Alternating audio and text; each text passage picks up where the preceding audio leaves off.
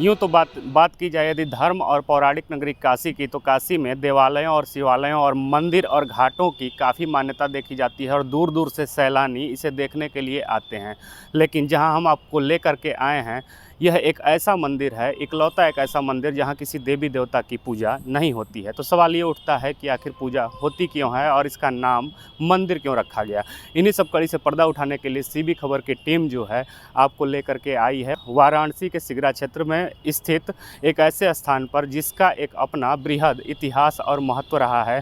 यदि बात की जाती है, लोग सपने देखते हैं अखंड भारत की लगातार चर्चाएं होती हैं। उसी अखंड भारत को लेकर के इस मंदिर का निर्माण जो था किया गया था और यह मंदिर जो है स्थित है कैंट रेलवे स्टेशन से थोड़ी दूरी पे यदि आप आते हैं तो महात्मा गांधी काशी विद्यापीठ विश्वविद्यालय का जो परिसर है, इसी परिसर में यह मंदिर स्थित है जिसे कहते हैं भारत माता मंदिर। जी हाँ, भारत माता मंदिर, जहाँ किसी देवी देवता की पूजा नहीं की जाती है। पूजा होती आखिर किसकी है, तो हम इसी रहस्य से पर्दा उठाने के लिए आपको अंदर लेकर चलेंगे और क्या है यहाँ का इतिहास, क्या है यहाँ का महत्व, पूरी जानकारी आपको देंगे। इसी कड़ी में जहां हम अभी खड़े हैं, आप देख सकते हैं कि ये भारत माता मंदिर का मुख्य द्वार है। आपको अंदर की ओर लेकर चलते हैं और दिखाते हैं। जैसे ही हम अंदर आते हैं तो हमें देखने को मिलता है यहाँ भारत माता का पूरा तैल चित्र। आप देख सकते हैं कि किस प्रकार से भारत माता का यहाँ चित्र उकेरा गया है, अंकित किया गया है। इसी कड़ी में यदि हम दूसरी तरफ जब बढ़ते हैं तो यहाँ पूरा आपको राष्ट्रगीत वंदे मातरम जो है यहाँ देखने को मिलता है। वंदे मातरम का पूरा इतिहास यहाँ आपको यदि देखा जाए तो पूरी तरीके से यहाँ दर्शाया गया है, लिखा गया है, उकेरा गया है। अगर हम बात करें इस मंदिर के इतिहास के बारे में तो इधर पीछे देखेंगे कि कौन कौन से निर्मातागण थे इस भारत माता मंदिर के। इनका सारा नाम जो है, मैं छायाकार महोदय से चाहूँगा कि करीब से इसको दिखाएं कि सबका नाम जो इस भारत माता मंदिर को निर्माण करने में अपनी भूमिका अदा किए थे, उनका नाम अग्रणी रखा गया है। हालांकि ये जो प्रोजेक्ट था, पूरा ड्रीम प्रोजेक्ट शिव प्रसाद गुप्त जी का था, जिन्होंने इस विश्वविद्यालय की स्थापना की थी। शिव प्रसाद गुप्त जी ने ही इस महात्मा गांधी काशी विद्यापीठ की स्थापना की थी और उन्हीं का ये ड्रीम प्रोजेक्ट था। कहीं ना कहीं किसी समय में जब यह मंदिर बन के पूरा तैयार हुआ तो इसका उद्घाटन स्वयं महात्मा गांधी, राष्ट्रपिता महात्मा गांधी ने किया था। आप सीधे तौर पे देख सकते हैं कि सभा स्थल में मातृ मंदिर रचयिता श्री मैथिली शरण गुप्त और पूरा यहाँ इतिहास लिखा हुआ है। इसी क्रम में हम आगे की ओर यदि बढ़ते हैं तो यहाँ छोटा सा आप देख सकते हैं तो ये लाइब्रेरी भी बनाई गई है।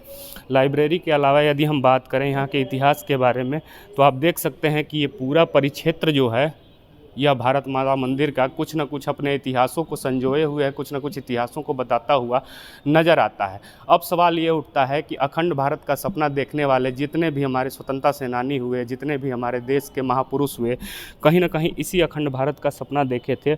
और सबसे बड़ी खासियत इसकी क्या है, इसको भी हम बताएंगे। दूसरे छोर से आपको लेकर के चलते हैं। पूरा परिक्षेत्र आप देखें, यदि कहा जाए तो काफ़ी लंबे समय में बन करके यह भारत माता मंदिर जो था तैयार हुआ था। मैं आपको दिखा दूं करीब से कि यहाँ भारत माता का यह मंदिर देश ही नहीं विदेशी सैलानियों की निगाहें भी इस स्थान पे खासा रहती हैं। यदि बताया जाए तो महात्मा गांधी काशी विद्यापीठ का एक अनूठा हिस्सा है यह भारत माता मंदिर। इसका उद्घाटन स्वयं महात्मा गांधी ने किया था। इस मंदिर का अनूठा शिल्प बाबू शिव प्रसाद गुप्त ने तैयार किया था। मैंने पहले भी स्पष्ट किया आपको, वो भी गणितीय सूत्रों के आधार पर ही इसकी परिकल्पना की गई थी। मैं करीब से चाहूँगा कि छायाकार महोदय दिखाएं। इसकी खासियत ये रही है, मैं आपको बता दूं कि दुर्गा प्रसाद खत्री की देखरेख में 25 शिल्पकारों और 30 मजदूरों ने इस मंदिर को 6 साल के लंबे अरसे के बाद साकार किया था। इस मंदिर का नाम एक एक कोने पर लिखा हुआ है। इसका उद्घाटन 25 अक्टूबर 1936 में किया गया था राष्ट्रपिता महात्मा गांधी के द्वारा। अब सबसे बड़ी खासियत की यदि बात करें, यहाँ से हम चाहेंगे करीब से सबसे बड़ी खासियत की यदि बात करें, छायाकार महोदय से मैं चाहूँगा कि करीब से थोड़ा ये अखंड भारत का जो नक्शा है उसको दिखाने की कोशिश करें। इस अखंड भारत के नक्शे के बारे में यदि बताया जाए आपको तो आप देख सकते हैं, जो नक्शा आपके सामने दिख रहा होगा स्क्रीन पे, गुलाबी पत्थरों से बने इस मंदिर में संगमरमर पर तराशा गया अखंड भारत का नक्शा ही इसकी खासियत देखा जाता है। आप करीब से देखेंगे तो इस पे पहाड़, पठार, चोटी इत्यादि और जो अखंड भारत था उसका एक एक स्वरूप जो है यहाँ चित्रण किया गया है। साफ तौर पे मैं आपको बता दूं तो अफ़गानिस्तान, बलूचिस्तान, पाकिस्तान, बांग्लादेश, म्यांमार और श्रीलंका भी इसका हिस्सा है। यही नहीं, 450 पर्वत और श्रृंखला की चोटियाँ, पहाड़, जलाशय, नदियाँ सबको 3D रूप में यहाँ उकेरा गया है। आप सीधे तौर पे देख सकते हैं कि पहाड़ पठार जितने भी जलाशय इत्यादि हैं उनको 3D रूप में दिखाया गया है। इसकी धरातल भूमि 1 इंच में 2000 फीट दिखाई गई है। भूचित्र की लंबाई 32 फीट व 2 इंच और चौड़ाई 30 फीट 2 इंच। इसे 762 चौकोर खानों में बांटा गया है। ऐसा यहाँ का इतिहास रहा है। इसी कड़ी में मैं आपको पूरा अखंड भारत का नक्शा यदि दिखाने की कोशिश करूँ दूसरे छोर से, तो आप देख सकते हैं यहाँ से कि यह अखंड भारत का नक्शा बहुत कुछ कहता हुआ नज़र आ रहा है। लगातार परिकल्पना की जाती है कि फिर से क्या अखंड भारत जो है वो स्थापित नहीं हो सकता है। तो आप देख सकते हैं कि ये पूरा परिकल्पना जो था शिव प्रसाद गुप्त जी का सोचा हुआ था। इसी कड़ी में यहाँ कुछ लोग और भी हैं, उनसे बात करने की कोशिश करेंगे। ये कहाँ से आए हैं आप? हम उड़ीसा से हैं। उड़ीसा से आए हैं। इसकी क्या खासियत लगी, कहाँ से आपको जानकारी मिली? हमें अखंड भारत की एक पृष्ठभूमि मिली है, एक देखने को मिलता है कि हमारा भारत पहले कैसे था, अब टूट के कैसा हो गया, वो बस देखने में बेसिक आइडिया मिलता है। आप पहले भी यहाँ आ चुके हैं या पहली बार? पहली बार आए। पहली बार आए। जैसा कि आप देख रहे होंगे दूर दूर से सैलानी जो हैं यहाँ देखने के लिए आते हैं। अखंड भारत की परिकल्पना जो कभी शिव प्रसाद गुप्त जी ने किया था, उसी अखंड भारत के सपने को साकार उन्होंने अपने तरीके से किया था। इसको देखने के लिए लोग यहाँ आते हैं।